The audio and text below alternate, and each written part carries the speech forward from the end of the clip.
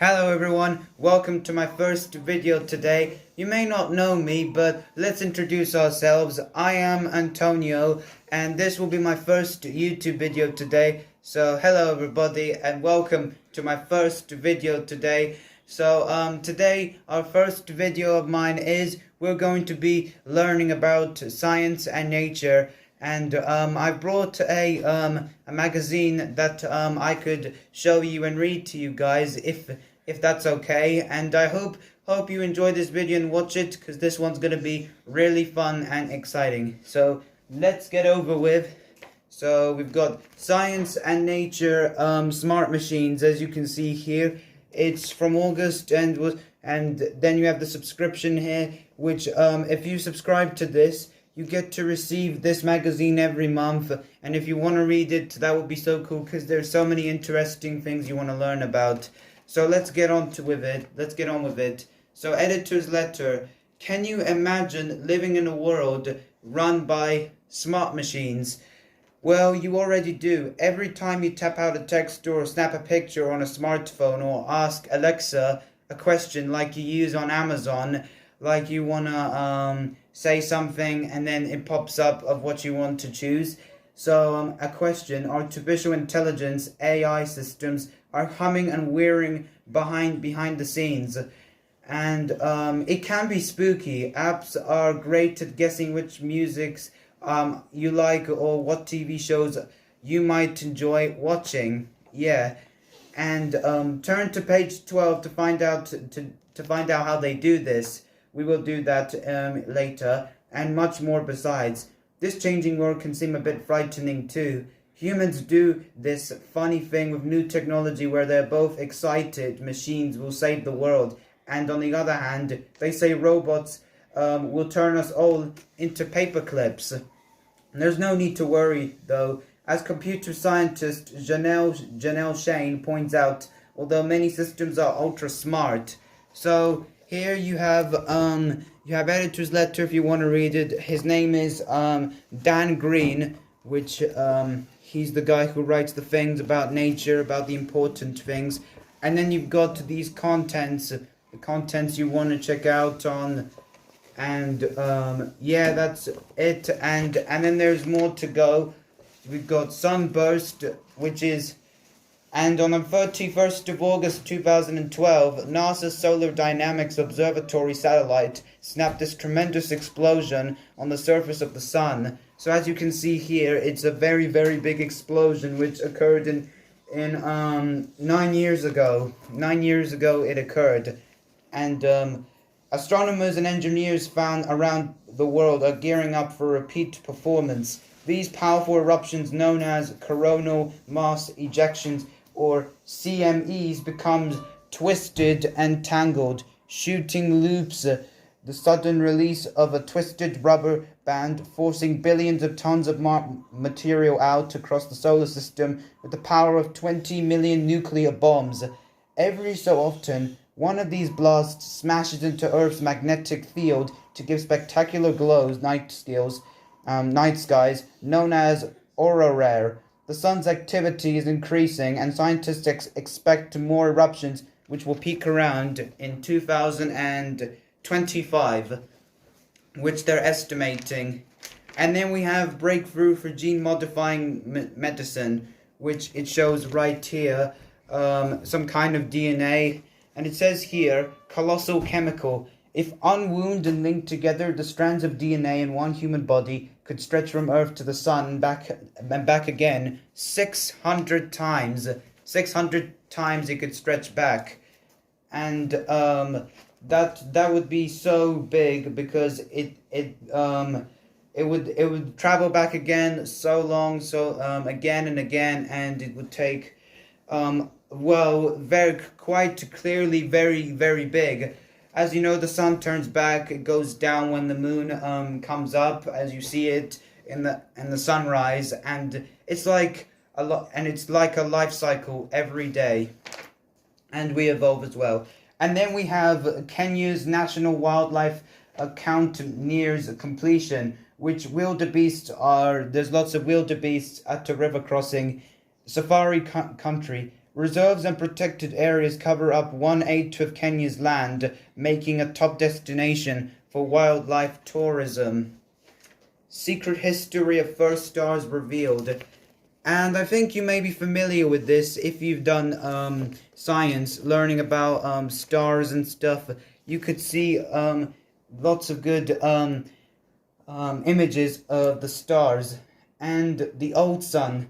So our own sun is a relatively young star, and born a mere 4.6 billion years ago. Imagine that. Born 4.6 billion years ago. That is a very big history there. And then we've got Wall-E's 60-year race for space. You may find it really exciting and shocked to hear it, but Wall-E's 60-year race for space, who trained as an astronaut in the 1960s, is finally set to reach space at the age of 82.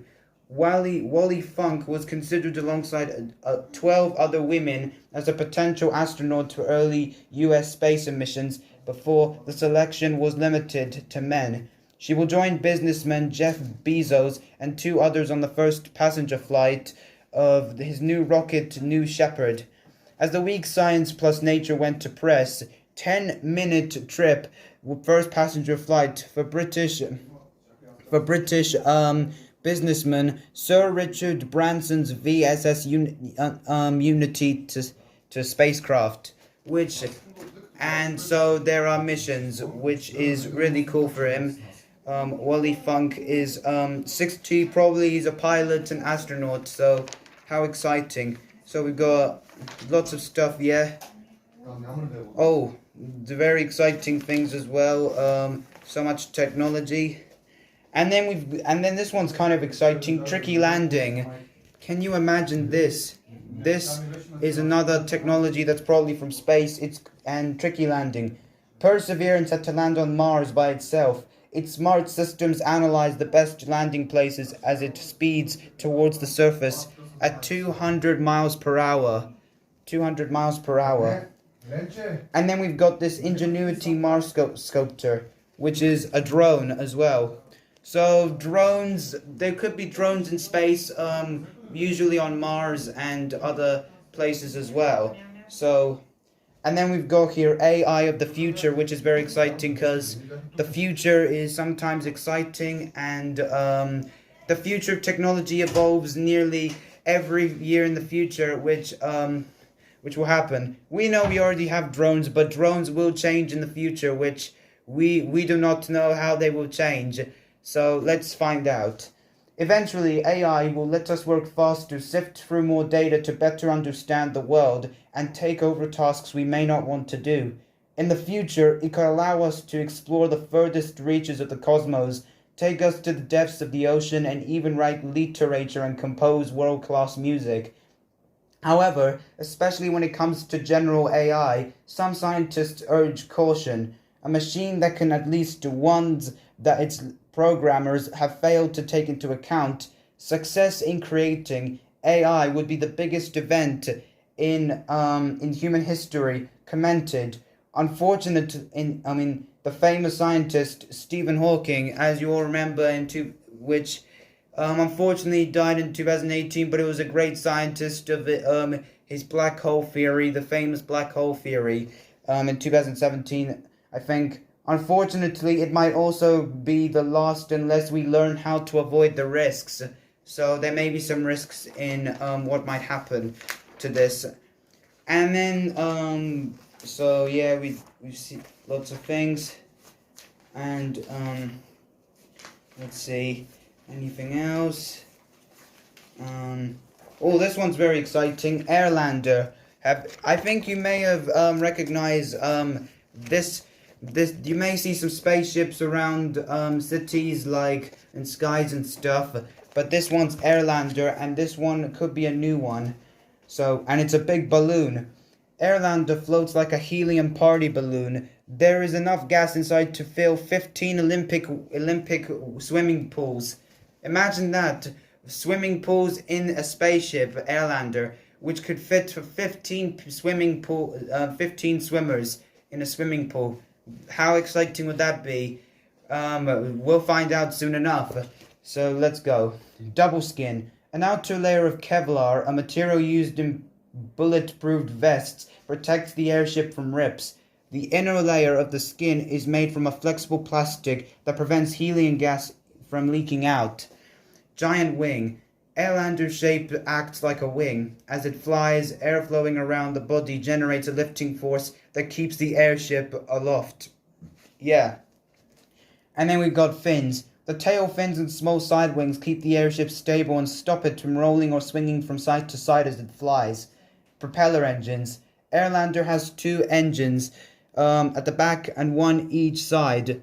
The rear ones push the craft forward and create lift, swiveling side butt engines, and can help to steer. And by 2030, the engines will be all electric. Skids. The pilot inflates long skids either side of the cabin for landing. Once in the air, these are deflated to let the airship fly faster, which it can fly faster, and there may be other spaceships flying, but this one is gonna be sick to see how this one goes. Cabin. Passengers travel in a cabin slung beneath the airship. The pilot's cockpit is at the front of the cabin. So as you see here, these glassy bits, if you look, imagine yourself, you're in there, and there might be a swimming pool in there. You're wondering how amazing it is to explore the image. It would be so exciting to see that. And now we've got secret ingredient. So the secret ingredient of the airship is filled with helium, a gas that is lighter than air. Helium floats upwards in air, so it reduces the Airlander's weight and allows it to get off the ground at low speeds when fully loaded. Imagine that, something lighter than air, which helium like you use for blowing balloons and other stuff for air. And last but not least, we'll go on to internal chambers, and also we'll go to lightweight structure. Internal chambers. The hull is divided into a total of 6 interior compartments. These can be sealed in an emergency to prevent them escaping. So yeah, this if you see it, the internal chambers is somewhere right here. There's the internal chambers for an emergency sometimes. And last but not least, we'll go to lightweight structure, which is right here. Lightweight structure. The aircraft is engineered from strong and light carbon fiber to reduce weight. So that is something to reduce weight in. And of course there is lots of things to go on, and and check out the image of how it may look like. So this might be familiar of how it may look like in the future. So it may be launched in the future of 2030. We do not know yet, but it is estimated. So, and we've got Tiger Dentist. Probably we don't need to know that because that's a bit cruel. I mean, a bit too much to see. And also, let's check on Science World. Enjoy a pick of the best science books, events, and competitions, and have your voice heard at COP26. Well, we'll find out. Later this year, the UK will host an important global climate conference called COP26, which I don't know what it is, but we'll see. Over the course of 2 weeks in Glasgow from 31st of October, it's hoped that world leaders will agree to new measures that will tackle climate change better. The conference will also build on existing agreements made at previous summits. And then we've got Greta Thunberg at COP25 in 2019. As you can see, this is Greta Thunberg, the Swedish protester. She was there in COP25 in 2019, which was 2 years ago. And now there's going to be COP26, which is something new. Probably it's about the climate change and stuff, but there's a lot of information, but we'll get onto it right away. To help get young people's voices heard, energy company National Grid asking keen activists aged between 7 and 15 to enter a competition about how to make the world more environmentally friendly. All you need to do is write up to 200 words, describing what you would do about climate issues if you were the leader of a country. 4 lucky winners will be invited to make a speech at the conference and also present their ideas to real leaders. Winners will also get £5,000. £5,000. Okay, so we're gonna stop, but we'll read a little bit, and then we'll stop there. So for £5,000 for the school to spend on environmental projects, and entries must be submitted by 5 p.m. on 17th of August. So for more information and to submit your ideas, go to tinyurl.com/SNCOP26. So yeah, I think that's it for today, but I hope you've learned everything you know today. I know I've struggled a bit, but I hope this may have helped you. This may have helped you know what you know and what's going to happen in the future. And hopefully you enjoyed this. Get this magazine. It's really good if you want to and be fascinated in science and nature. Let me know in the comments if you want to know everything about science and nature. And the link is in the description if you want any comments about what you want about science and nature. Please let me know if you want this this magazine, and subscribe to it, and subscribe to my channel if you want, and let me know in the comments down below, and I'll see you in the next video. Cheerio, peace.